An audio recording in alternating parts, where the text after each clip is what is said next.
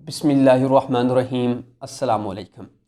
Dear students, आज हम एक और इम्पॉर्टेंट टॉपिक डिस्कस करने जा रहे हैं जो है movement of water in xylem through TACT mechanism. Dear students, अगर मैं यहाँ से टॉपिक स्टार्ट कर दूँ कि ये होता है, ये होता है, ये होता है, तो आई नो कि आपको 70% समझ नहीं आएगी। तो हमेशा की तरह पहले मेरी कोशिश यही होती है कि उन पॉइंट्स को पहले मैं डायग्राम पे अप्लाई कर दूं, फिर देन उन्हीं पॉइंट्स को आप अगर अपनी वर्डिंग में लिखें तो आपके पास नोट्स भी बन जाएं और आपका कंसेप्ट भी क्लियर हो जाए। तो इसी तरह इस टॉपिक के साथ भी करेंगे कि ये टैक्ट क्या चीज़ है, ये है किस चीज़ का नाम, और movement of water in xylem का मतलब क्या है, पहले इसको समझते हैं। इसको समझने से पहले अगर मैं आपसे ये क्वेश्चन पूछूं कि आपने जो है डेली लाइफ में बहुत बड़े बड़े प्लांट्स भी देखे होंगे जिनकी जो लेंथ है वो 50 मीटर भी होगी, 100 मीटर भी होगी, और इवन के ऐसे प्लांट्स भी हैं जिनकी जो लेंथ है वो 200 मीटर तक हो सकती है। अगर मैं आपसे ये क्वेश्चन पूछूं क्या उन प्लांट्स को वाटर की ज़रूरत नहीं है, तो आप यही कहेंगे कि सर बिल्कुल उन प्लांट्स को भी वाटर की ज़रूरत है। तो फिर मैं अगर आपसे ये क्वेश्चन पूछूं कि ये वाले जो प्लांट्स हैं, ये प्लांट्स जो हैं वो वाटर कहाँ से लेते हैं, तो आपका फिर यही आंसर होगा कि सर ये प्लांट्स भी तो वाटर सॉइल से ही लेते हैं। अब मेरा क्वेश्चन ज़रा सुनिएगा, जिस क्वेश्चन का जो आंसर होगा वो हमारा आज का ये टॉपिक है कि डियर स्टूडेंट्स, अगर ये सॉइल से लेते हैं तो इनके अंदर ऐसा कौन सा मैकेनिज्म है जिसके थ्रू ये वाटर इतनी ऊपर ऊंचाई 200 मीटर्स तक भी पहुंच सकता है। क्या इनके अंदर कुछ मोटर्स लगी हुई हैं जो वाटर यहाँ से यहाँ तक लेके जाता है? इसी क्वेश्चन का जो आंसर है वो हमारा ये टॉपिक है जिसका नाम है टैक्ट मैकेनिज्म। प्लांट्स के अंदर एक मैकेनिज्म पाया जाता है जिसको टैक्ट मैकेनिज्म कहते हैं, जिसके थ्रू वाटर जो है वो मूव करता है प्लांट बॉडी के डिफरेंट पार्ट्स में। अब आपके माइंड में ये बात तो आ गई कि टैक्ट मैकेनिज्म है क्या। अब आपके माइंड में ये क्वेश्चन अभी तक है कि ये टैक्ट है क्या भला, तो अभी उसको डिस्कस करते हैं। डियर स्टूडेंट्स, ये जो टैक्ट मैकेनिज्म है ये कलेक्शन ऑफ फोर्सेस का नाम है। कि कहते हैं कि बहुत सारी फोर्सेस होती हैं, वो फोर्सेस मिल के काम करती हैं जिसकी वजह से वाटर यहाँ से मूव करता है। वो फोर्सेस कौन सी हैं? एक फोर्स है जी ट्रांसपायरेशन, आपने नाम सुना होगा प्रीवियस लेक्चर में। दूसरे का नाम है adhesion force, cohesion force and tension force. ये जो सारी फोर्सेस हैं, इन सारी फोर्सेस की वजह से जो वाटर पे अप्लाई होती हैं, इस सारी फोर्सेस की वजह से वाटर रूट से होते हुए स्टेम के जाइलम और जाइलम से होते हुए बॉडी के डिफरेंट पार्ट्स तक पहुंच जाता है। इन कोलेक्टिवली फोर्सेस को ट्रांसपायरेशन टी, एडिशन ए, कोहेजन सी, टेंशन टी, ये पहले पहले वर्ड लिए हुए, अल्फ़ाबेट्स लिए हुए, इनको हम क्या कहते हैं? टैक्ट मैकेनिज्म कहते हैं। अब वन बाय वन डिस्कस करने जा रहे हैं कि ट्रांसपायरेशन क्या है, एडिशन क्या है, कोहेजन क्या है एंड टेंशन क्या है। सो सबसे पहले आपको ये पता होना चाहिए ट्रांसपायरेशन क्या है। तो ट्रांसपायरेशन को मैं यहीं डायग्राम पे अप्लाई करता हूँ। ट्रांसपायरेशन क्या है? वाटर का लॉस होना प्लांट बॉडी के एरियल पार्ट से in the form of vapours, तो इसको हम ट्रांसपायरेशन कहते हैं। तो यहाँ पे मैंने यही एक्सप्लेन कर दिया है ताकि आप अगर नोट्स बनाना चाहते हैं तो आपके पास नोट्स भी बन जाएं एग्ज़ाम के लिए। तो टैक्ट मैकेनिज्म क्या है? Transpiration is the loss of water through the aerial part of plants into the atmosphere by evaporation. Evaporation के थ्रू प्लांट बॉडी से पानी का एवापोरेट होना, वेपर्स बनकर उड़ना जो है वो क्या कहलाता है? ट्रांसपायरेशन कहलाता है। तो इसको हम टी से रिप्रेजेंट करते हैं। अब इसकी एक्सप्लेनेशन में बात करते हैं। During transpiration water evaporate from intercellular spaces of leaves through stomata. आपको पता है लीव्स के अंदर जो हैं वो स्टोमेटा होते हैं, स्मॉल ओपनिंग्स होती हैं।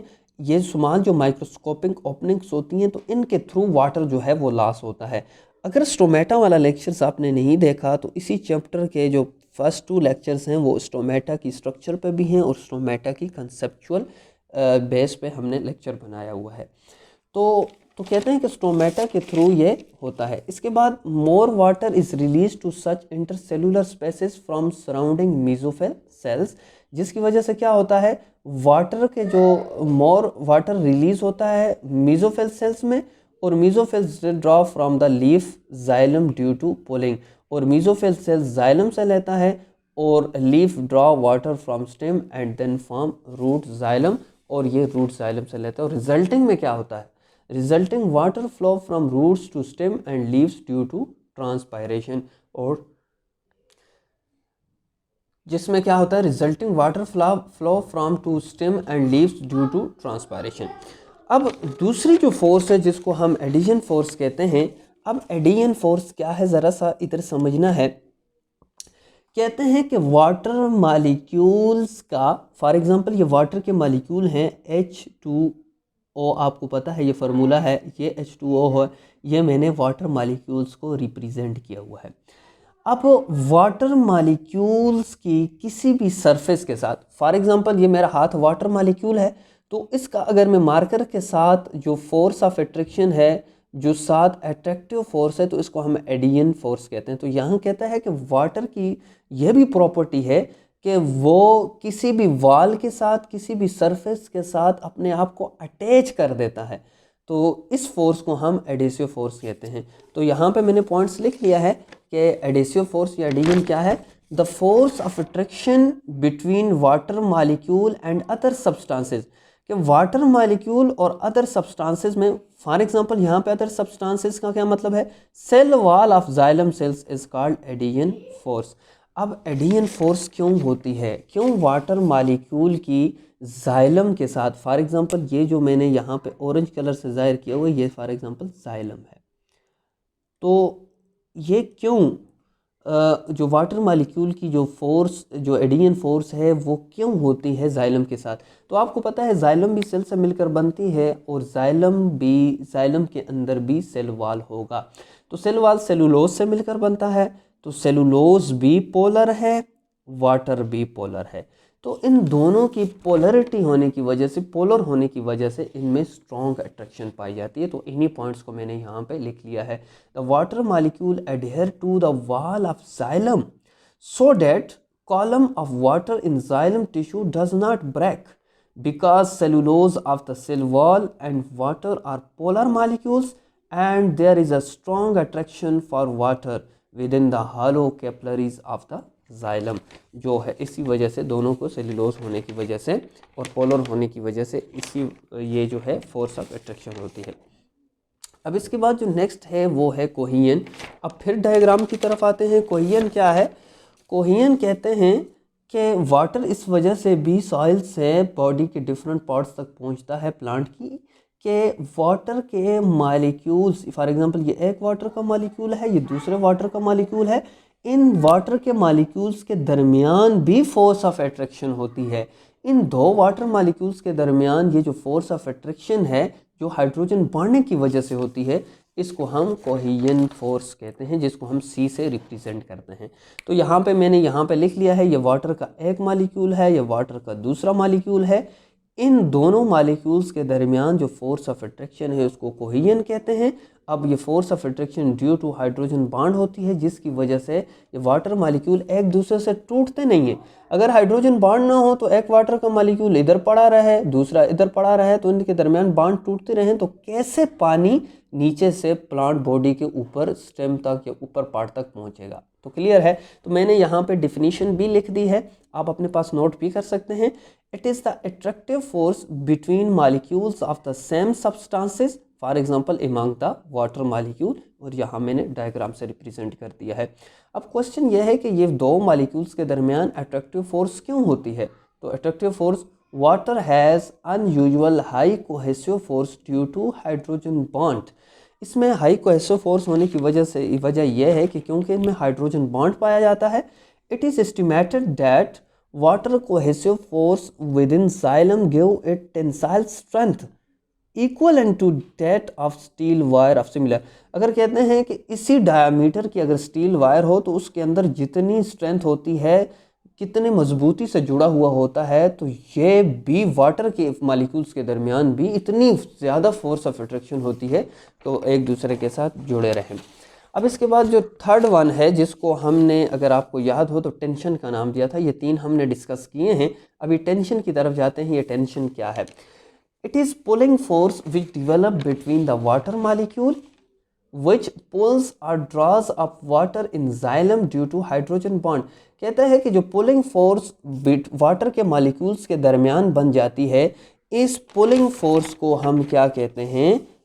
हम टेंशन कहते हैं। तो इस वजह से वाटर जो है वो लोअर पार्ट से अपर पार्ट ऑफ प्लांट्स में मूव करता है। तो यहाँ पे मैंने लिख लिया है, tension is a negative force which pull or draws water from location where water potential or concentration gradient greater, के जहाँ पे concentration ज़्यादा हो तो वहाँ से ये पुल कर सकता है। This water xylem tension is strong enough to water is 200 metre in plants। कहते हैं कि अगर प्लांट 200 मीटर हो तो इस वजह से जो है, इन फोर्सेस की वजह से वाटर जो है वो मूव कर सकता है। अब ये जो टैक्ट मैकेनिज्म पड़ा, जिसमें ट्रांसपायरेशन भी हुई, एडियन भी हुई, कोहेजन भी हुई, एंड लास्ट में टेंशन जो टैक्ट में था, तो उसकी इम्पोर्टेंस क्या है? तो इम्पोर्टेंस ऑफ टैक्ट मैकेनिज्म की बात करते हैं। A combination of adhesion, cohesion and tension allow water climb to wall of small diameter tube like xylem. जो जाइलम में आप इंशाल्लाह डिटेल से डिस्कस करेंगे या आपने पढ़ चुके होंगे कि जाइलम के अंदर स्मॉल ट्यूब्स होती हैं। तो कहता है कि इन फोर्सेस की वजह से और स्मॉल डायमीटर जाइलम के होने की वजह से जो है वो वाटर मूव करता है लोअर पार्ट से अपर पार्ट की वजह। तो इस एक्शन को हम क्या कहते हैं? कैपिलरी एक्शन कहते हैं। तो होप कि आपको इस लेक्चर की भी समझ आ चुकी होगी कि वाटर्स कैसे जाइलम के थ्रू, जाइलम में टैक्ट मैकेनिज्म के थ्रू मूव करता है। तो इंशाल्लाह नेक्स्ट लेक्चर में फिर मुलाकात होगी। तब तक के लिए इजाज़त दीजिए। अल्लाह हाफिज़।